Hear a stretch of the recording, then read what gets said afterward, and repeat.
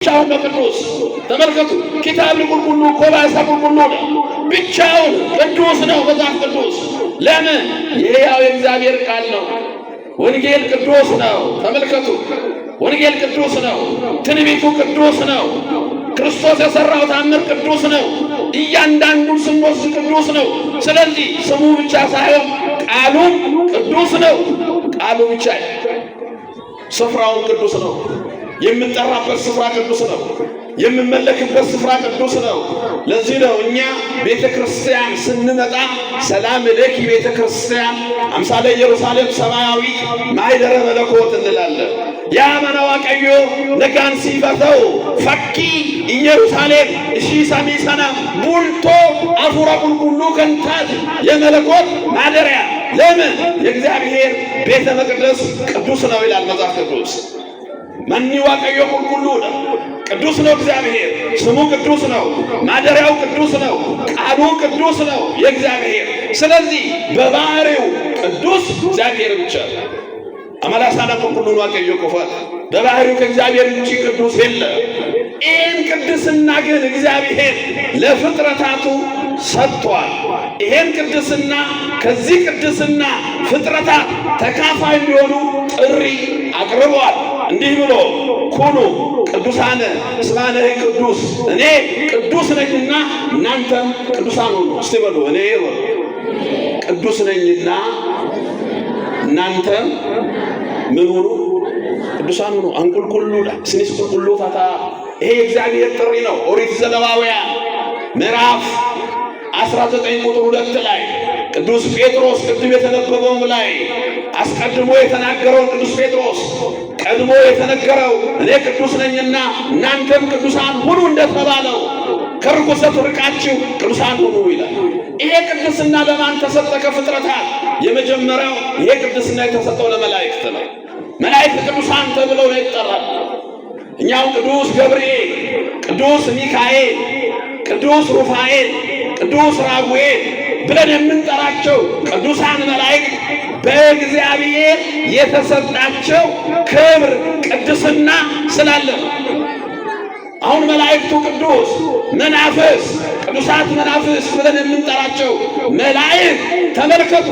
ቅዱስ ጳውሎስ ሁሉ መዳንን ይወርሱ ዘንድ የሚላኩ ተብለው የተነገረላቸው መላእክት ቅዱሳን ናቸው። ምን ማለት ነው? ቅዱስ ቀደሰ፣ ለየ፣ መረጠ፣ አከበረ፣ ከፍ ከፍ አደረገ። በባህሪው የተለየ የከበረ ከፍ ከፍ ያለ እግዚአብሔር ነው። ይሄን ክብር ደግሞ ለተለዩት ሰጥቷል። ለመላእክት የተለዩ ናቸው፣ የከበሩ ናቸው፣ ከፍ ከፍ ያሉ ናቸው። ይሄን ጸጋ ማን ሰጣቸው? የፈጠራቸው እግዚአብሔር አይደለም። ሚካኤል አይደለም ገብርኤል። ሳጥናኤል እንኳን ሲፈጠር ቅዱስ ነው የነበረው። ትንቢተ ኢሳይያስ ምዕራፍ 14 ላይ አንተ የንጋት ልጅ የአጥቢያ ኮከብ ሆይ ይሏል ሳጥናኤል። ተመልከቱ፣ የንጋት ልጅ የአጥቢያ ኮከብ ሆይ እንዴት ራስን ከፍ አደረግ፣ መኖሪያዬንም ከልዑል ጋር አደርጋለሁ አልክ፣ ግን ወደቅከ። ተመልከቱ፣ ቅድስና እግዚአብሔር ሲሰጥ ካልተጠቀምክበት ትቀማለህ። ሳጥናኤል በቅድስና ተፈጠረ፣ አልተጠቀመበትም፣ እግዚአብሔር ቀማው። ዋቀዮን ራፉላት የሮማሙ ቁልቁሉ ቱሬ እርገማን ዋቀዮን ያንገፈር ገሞታ ሰጀል ቀባቱሬ መቃይ ሰከሌ ሰዳን ሳጥናኤል ጀለሜ ዋማማ አመገሩ አፉራ ጡራ ጀዴ ከዋማሙ ካንኩፌ ዲነ ነመከንታዬ የሮማሙ ቁልቁሉ ቱሬ ከና ዋቀዮን ኢሳ ከነሰና ዋን ቲንፈያደምኔ ለፍ ራፉላት አሜር ይወሰድብሃል። ተመልከቱ፣ መላእክት ቅዱሳን ተብለዋል። መላእክት ብቻ አይደሉም፣ ቦታዎች ቅዱሳት መካናት ይባላሉ። ቦታን እግዚአብሔር ይቀድሳል። ቅዱስ ጴጥሮስ እንዲህ ነው ብለው እኛም በቅዱሱ ተራራ ቆመን ሳለን ይህንን ቃል ሰማን። ተመልከቱ፣ በቅዱሱ ተራራ ያለው ደብረ ታቦርን ነው። ደብረ ታቦር ተራራ ላይ ሆነ አብ በደመና ሆኖ የሚወደው ልጄ ይህ ነው የሚለውን ቃል ሰማን። ጴጥሮስ ደብረ ታቦርን ቅዱሱ ተራራ ብሎ ጠርቶታል። የተለየ ስፍራ ነው። ክርስቶስ ብርሃነ መለኮቱን የገለጠበት ስፍራ። ለዚህ ነው እኛ ቤተ ክርስቲያን ቅድስት የምንላት ብርሃነ መለኮቱ የሚገለጥባት። ስጋውና ደሙ የሚፈተትባት፣ ስንወለድ ክርስትና የምንነሳባት፣ ስንሞት ተፈተን የምንቀበርባት፣ የዘላለምን ሕይወት የምናገኝባት የተለየች ስፍራ ከቤታችን ከመንደራችን የተለየ ቦታ ስለሆነ ቅድስት ቤተ ክርስቲያን እንላታለን። ተመልከቱ፣ ቅዱሱ ተራራ ቦታ ለእግዚአብሔር የተለየ ቦታ አለ። አዎ ደብረ ታቦር የተለየ ስፍራ ነው። ዮርዳኖስ የተለየ ወንዝ ነው። ቦታዎች ቅዱሳት መካናት ተብሎ ይጠራሉ። ቅድስና ቦታ ብቻ አይደለም፣ ዕለታት። አንዱ ቅድስና ዛሬ ዕለት ነው። ተመልከቱ፣ ሰንበት ቅድስት ተብላ ትጠራለች። የሰንበት ቅድስና ዛሬ ይነገራል። ዮሐንስ በራእዩ ምዕራፍ 1 ላይ በእግዚአብሔር ቀን በመንፈስ ነበርኩ ይላል። ተመልከቱ፣ የእግዚአብሔር ቀን አለ። አንዳንድ ሰው የሚያከብረው ቀን አለ። አፕሪል ዘፉን ይከበራል፣ የሞኝ ቀን። ክሬዚ ዴይ ይከበራል፣ የእብድ ቀን። ወተር ዴይ ይከበራል፣ የውሃ ቀን። ከለር ዴይ ይከበራል። ዓለም የማያከብረው ቀን የለም። እነዚህ ሁሉ ቀናት በረከት የላቸው። የእግዚአብሔር ቀን ግን አለ። ቅዱስ ጳውሎስ ቀንን የሚያከብር ለእግዚአብሔር ብሎ ያክብር ይላል። ተመልከቱ፣ የምናከብራቸው ቀናቶች በረከት የሚያሰጡ። አሁን ዛሬ ሰንበት ነው፣ ሰንበተ ክርስቲያን። በነገራችን ዓለም ካለፈ በኋላ ሰው የሚኖረው አንድ ቀን ብቻ ነው የምንኖረው። ሰኞ የለም፣ ማክሰኞ የለም፣ ረቡዕ የለም፣ ሐሙስ የለም፣ ዓርብ የለም፣ ቅዳሜ የለም። የምንኖረው እሁድ ብቻ ነው። ለምን? በሰማይ ጉባኤ ስራ የሚባል የለም፣ ምስጋና ብቻ። አሁን ሰንበትን ስናስብ ቅዳሴ ነው፣ ማህሌት ነው፣ ዝማሬ ነው፣ እግዚአብሔርን ማምለክ ብቻ ነው። ለእግዚአብሔር የተለየች ቀን ናት ሰንበት። ስለዚህ ሰማይና ምድር ካለፈ በኋላ የምንኖረው ይህችን ኑሮ ነው፣ ሰማያዊ ኑሮ። ለዚህ ነው ክርስቶስ በወንጌል በሰማይ ማግባት፣ መጋባት፣ መብላት፣ መጠጣት የለም፣ ሁሉም እንደ መላእክት ይኖራሉ። ሰሚን ረትኛችሁ ንጉን እንጅሩ ሁንዱም ቲኬና አካ እርገሞታ ዋቀዮ ጅራና እርገሞቲ ዋቀዮ ከሱ ጅራት ገለቴ ፈቻ ጅራት ምስጋና ብቻ። የመላእክት ምግባቸው፣ የመላእክት ሕይወታቸው፣ የመላእክት ኑሯቸው ምስጋና ብቻ። ዋቀዮ ገለቴ ፈች ቆፋ ቁልቁሉ ዋቀዮ ቅዱስ ቅዱስ ቅዱስ እግዚአብሔር። ይሄ ብቻ ነው። ተመልከቱ። ስለዚህ ቅዱሳት ዕለታት አሉ፣ የተለዩ ዕለታት አሉ። የእግዚአብሔር ቀን ብለን የምንጠራው አለ። በመንፈስ ነበርኩ። ይህችን ቀን ነው ዮሐንስ በፈጥሞ ደሰት ታስሮ ራእዩን ያየበት የእግዚአብሔር ቀን ሰንበት ናት። ቅዱስ ሌላ የሚባል ደግሞ ነዋያት ናቸው። ወዳጄ የእግዚአብሔር ቤተ መቅደስ ነዋያት ቅዱሳት ነዋያት ይባላሉ። የተለዩ ናቸው፣ የተመረጡ ናቸው፣ የከበሩ ናቸው። አያችሁ፣ እነዚህ ነዋየ ቅዱሳት የሚባሉት ለእግዚአብሔር ብቻ የሚሆኑ ናቸው። ዋቀዮ ለፈቆፋ ከንፍለተማ ዋቀ ፈነከን ትንገገስ የቤተ መቅደሱ የቅኔ ማህሌቱ ነዋያት የተለዩ ናቸው። ከበሮ የተለየ ነው። እስክስታ አትወርድበትም፣ አይሆንም። ጽናጽሉ የተለየ ነው። መቆሚያው የተለየ ነው። መስቀሉ የተለየ ነው። የቤተ መቅደስ ሥርዓት አምልኮ የምንፈጽምበት ነዋያ ቅዱሳት ሁሉ የተለዩ ናቸው።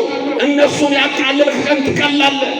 ታስታውሳላችሁ፣ ብልጣሶር አንድ ቀን ነው የነገሰው። ትንቢተ ዳንኤል ምዕራፍ 5 ላይ አንድ ቀን ነገሰ። በነገሰበት ዕለት እግዚአብሔር አዋረደው። ልክ ድግስ ደገሰ፣ ንግስናውን እያከበረ ያኔ ምን አለ?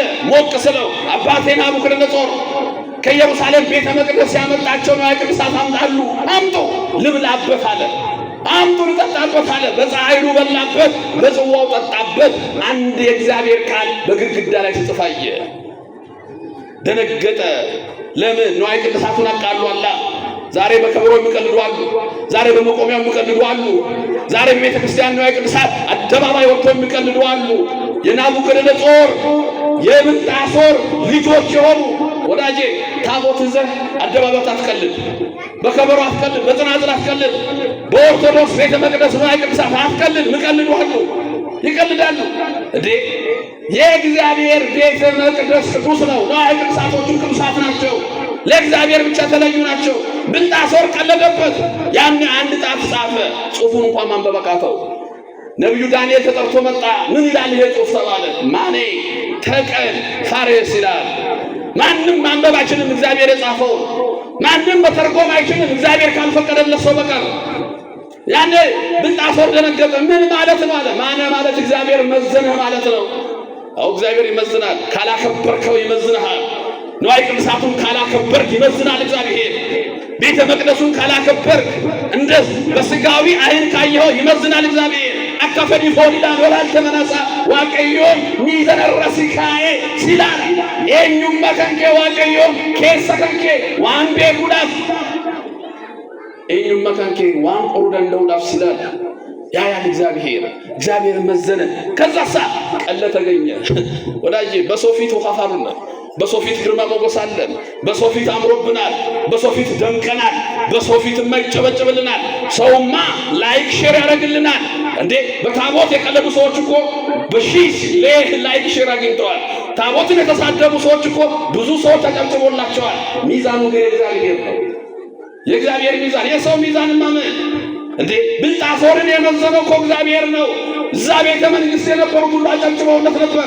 አብረው በልተው ጠጥተው ነበር። እግዚአብሔር መዘነ። በእግዚአብሔር ሚዛን ግን ቀለህ ተገኝቷል። ወዳጄ የእግዚአብሔር ሚዛን ነው ዋናው ሚዛን። መዘነ እግዚአብሔር ዋቀዮን ነመሁንዱማ ኒላል ዮሳጣሃቴ ሲሳክሳ ዋቀዮ ከዛሳ ቀለህ ተገኘ። መንግሥትህንም ከፈለብህ ወሰደብህ አለው።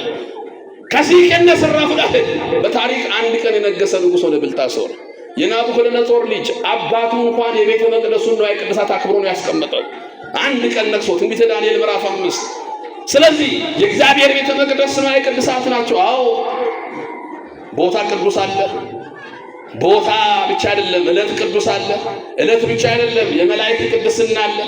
የመላእክት ቅድስና አይደለም፣ የመጨረሻው ማጠቃለያው የኛ ነው። ዋናው ደግሞ የዚህ ጥሪ ተካፋዮች ሰዎች ናቸው። ቦታን የሚቀድሰው ለኛ ነው። መላእክቱን ደግሞ የሚያዘው እኛን ወደ ዘላለም ሕይወት እንድመሩን ነው። ንዋየ ቅድሳቱም እኛ እግዚአብሔርን እንድናመሰግንበት ነው። ስለዚህ ዋና የቅድስና ተሳታፊ የሚሆነው ሰው ነው። ስለዚህ ነው ዛሬ ቅድስት የምንለው የዚችን ዕለት የምናስበው እኛ እንድንቀደስ ነው። እኔ ቅዱስ ነኝ ብለዋል እግዚአብሔር።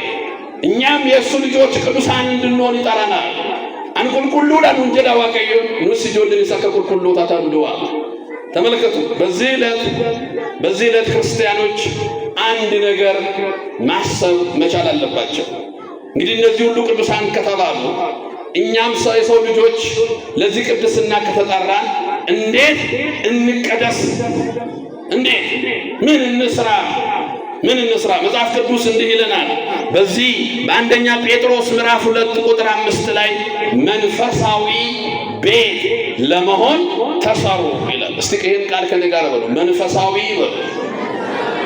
አቤት ቤት ለመሆን ተሰሩ።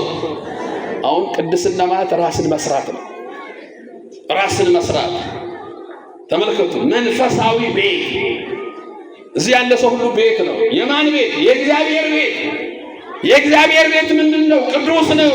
ነምያሱ ሁሉ ማቡልቶ ዋቀዮት ቡልቶ አፉረ ቁልቁሉት ማና ዋቀዮት። በነገራችን ትልቁ ቤተ መቅደስ ሰው ነው። ከዚህ ቤተ መቅደስ ይሄኛው ቤተ መቅደስ ይበልጣል። ይሄ ቤተ መቅደስ የተሰራው ለዚህኛው ቤተ መቅደስ ነው። ይሄ ቤተ መቅደስ የሚቀድሰው ይሄኛው ቤተ መቅደስ ነው። አንዳንድ ሰዎች ትልቁ ቤተ መቅደስ እንዴ ቦሌ መድኃኔዓለምን አላየህም እንዴ? እንትና አላየህም እንዴ? እየተሰራን ትልልቅ ህንጻዎችን አላየህም እንዴ? ይላል። አዎ ጥሩ ነው። የእግዚአብሔር ቤተ መቅደስ የቅድስና ስፍራዎች ናቸው። ከዛ ግን ያንተን ቅድስና ነው እግዚአብሔር ቀድሞ የሚፈልገው። የእኛን ቅድስና ነው አስቀድሞ የሚፈልገው እግዚአብሔር። እዚህ ቤተ መቅደስ የተሰራው ለእኛ ነው። ክርስቶስ የተሰቀለው ለእኛ ነው። የክርስቶስ ደም የፈሰሰው ለኛ ነው። የክርስቶስ ሥጋ የተቆረሰው ለኛ ነው። ክርስቶስ ዓላማው ሰው ነው። ካዮን ዋቀዮን ማለት ከፈኝ ፈሜኑፍ ከንገራ ፈሜኑፍ ፎሊሳ ከንኩቴ ሊጋሳ ከንጂሴኑፍ ሞቱማ ሳስከቆጴሴኑፍ። ተመልከቱ፣ ለኛ ነው። እግዚአብሔር ዓላማው ሰው ነው። ሌላ ዓላማ የለውም ክርስቶስ።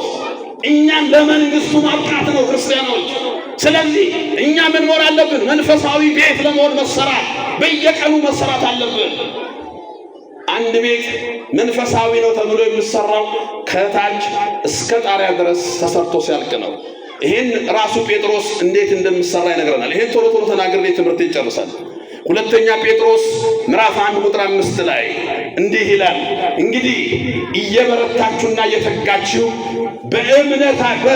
በእምነታችሁ ላይ ይላል። በደንብ ስሙ። አሁን መሰረት እየጣልን ነው፣ ቤት ልንሰራ ነው። እየበረታችሁና እየተጋችሁ በእምነታችሁ ላይ። እስቲ በእምነታችሁ ላይ በሉ። በእምናችሁ ላይ እምነት መሰረት ነው።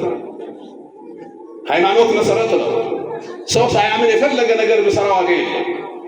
በእግዚአብሔር ሳታምን፣ በክርስቶስ ቤዛነት ሳታምን ምንም ብትሰራ ዋጋ የለው። አንድ ቤት ሙሉ ቤት የሚባለው 5 ነገር ሲያሟላ ነው። ክርስቲያን ይባላል 5 ነገር ሲያሟላ። በእግዚአብሔር ሲያምን፣ በክርስቶስ ቤዛነት ስድል፣ በጥምቀት ዳግመኛ ስወለድ፣ በቅራኔሮን ስከብር፣ በሥጋው ደግሞ ስታተም መሰረት ነው ይሄ።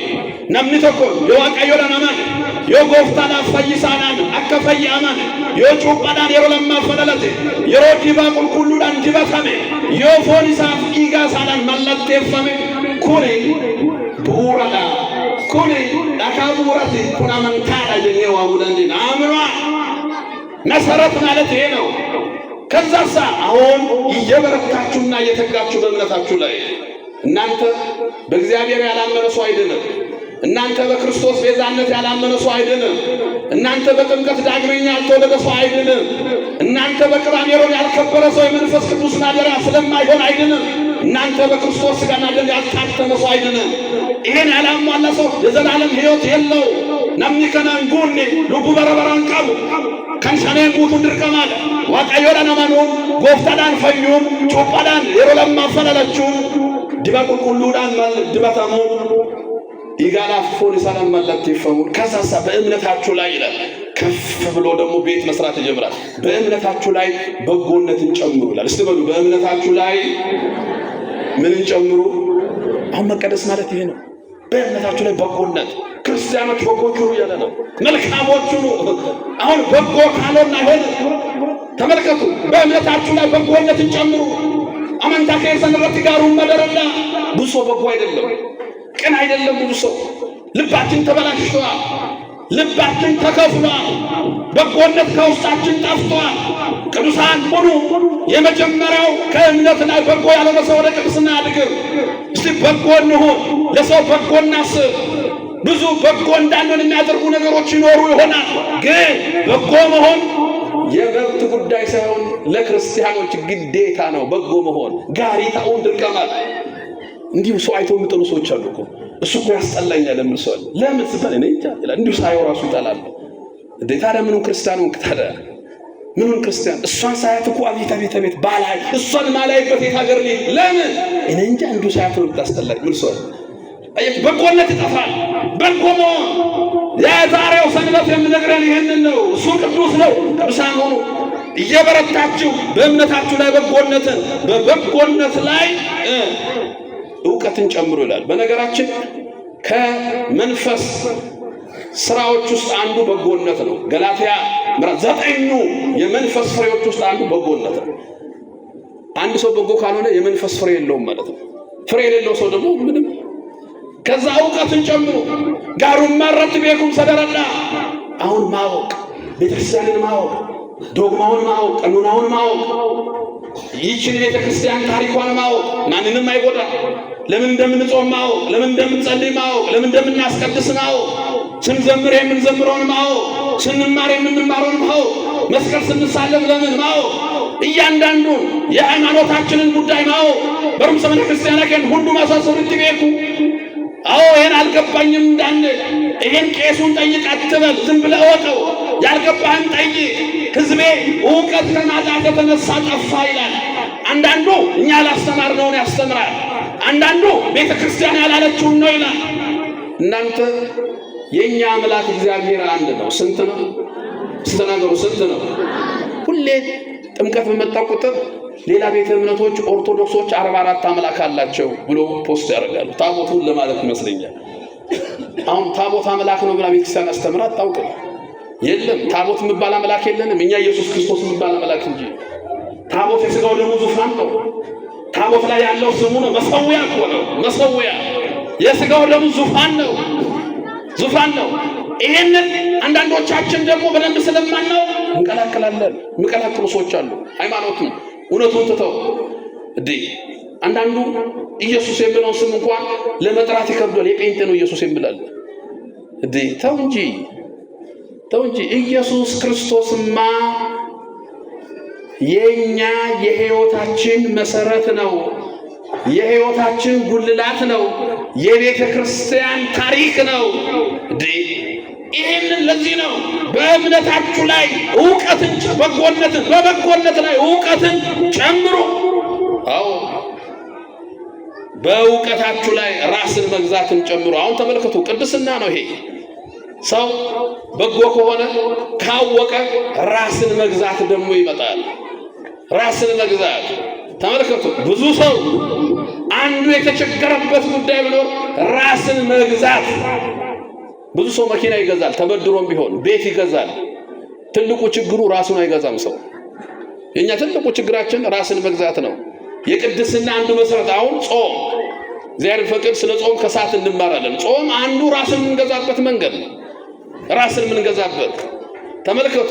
9ኙ የመንፈስ ፍሬዎች ላይ 9ኛ ላይ ራስን መግዛት ይላል። ፍቅር፣ ደስታ፣ በጎነት፣ ሰላም፣ የዋሃትንና 9ኛ ጋር ሲደርሱ ራስን መግዛት ተመልከቱ። ራስን አሁንም ይሄንን ይጨምርና ራስን በመግዛት ላይ መጽናትን፣ በመጽናት ላይ እግዚአብሔርን መምሰልን ጨምሩበት። ኦፍቢቱ ረቶ ጭመኒ ዳበቹ ረቶ ዋቀዮ ፈካችሁ እግዚአብሔርን መምሰል የመጨረሻው የሰው ልጅ አንዱ ትልቁ የተፈጠረበትም ዓላማ እግዚአብሔርን መስሎ እንድኖር ነው። ሥላሴ ሰውን የፈጠሩት ባሪያ ነው፣ በምሳሌ ነው። ዋቀዮ ፈካችሁ እግዚአብሔርን በመምሰል ላይ ወንድምን መውደድ ጨምሩ ይልና መጨረሻ ላይ ወንድምን በመውደድ ላይ ፍቅርን ጨምሩ ይላል። እስቲ በሉ ወንድምን በመውደድ ላይ ፍቅርን ጨምሩ። ራስን መቀደስ ማለት ይሄ ነው። እምነት አለህ፣ በጎ ትሆናለህ፣ ታውቃለህ፣ ራስን ትገዛለህ፣ ትጸናለህ፣ እግዚአብሔርን ትመስላለህ፣ ወንድምን ትወዳለህ። መጨረሻ ፍቅር የሁሉም ሕግ ፍጻሜ ነው።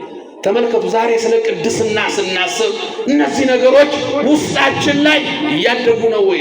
በጎ ነን ወይ? ዕውቀት አለን ወይ? ራሳችንን እየገዛን ነው ወይ? እግዚአብሔርን እንመስላለን ወይ? ወንድምን እንወዳለን ወይ? ፍቅር የሆነው እግዚአብሔር የቤታችን ጣሪያ በእምነት ጀምሮ በፍቅር የሚጨርስ ቅድስና እሱ ነው። በእምነት ይጀምራል፣ በፍቅር ይጨርሳል። ቅድስና እሱ ነው። እምነት አለው።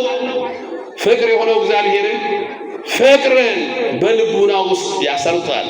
ለዚህ ነው ክርስቲያኖች የዛሬውን ሰንበት ስናስብ ቅድስና ነው። የቅድስና ደግሞ ራሳችንን መንፈሳዊ ቤት አድርጎ መስራት ነው። ሐዋርያው ይህን ሲያጠቃልል እንዲህ ይላል። እንዲህ ብሎ ነው የሚያጠቃልለው። እነዚህ ነገሮች ያሏቸው ሰዎች ስራ ፈቶችና ፍሬ ቢሶች አይባሉም ይላል። የሚገርም ነው። ተመልከቱ። እነዚህ ነገሮች ያሏቸው ሰዎች አሁን የጠቀስናቸውን ያላቸው ሰዎች ስራ ፈቶችና ፍሬ ቢሶች አይባሉ። ነሞኒ ከነቀበል ነሞታ ሆጂ ለበኒዳት ነሞታ ፍሪን ቀብነ እንጀ ለመኑ። እነዚህ የሌሏቸው ሰዎች ግን አይነ ስውሮች ናቸው ይላል ሐዋርያው ሲደመድም። ተመልከቱ። አይነ ስውር ሰው ጉድጓድ ውስጥ ይገባል። አይነ ስውር ሰው መንገድ መሻገር አይችልም። አይነ ስውር ሰው ብዙ ችግር አለበት። ክርስቲያኖች አይነ ስውሮች እንዳንሆን መንፈሳዊ ቤት እየሆን ልንሰራ ይገባል። ለዚህ ነው እግዚአብሔር አምላካችን እኔ ቅዱስ ነኝና እናንተም ቅዱሳን ሁኑ። ሐዋርያው ይሄን ይዞ ነው የጠራን ለቅድስና እንጂ ለርኩሰት አይደለም። በጎነት፣ የዋህነት፣ መንፈስ ፍሬዎች ሁሉ፣ ራስን መግዛት፣ ወንድምን መውደድ፣ እግዚአብሔርን መምሰል የቅድስና መንገዶች ናቸው። በእነዚህ መንገዶች ተጉዘን ለእግዚአብሔር የመንግስቱ ዜጎች እንድንሆን መድኃኔዓለም ይርዳን። ይቆየን። ወስብሐት ለእግዚአብሔር።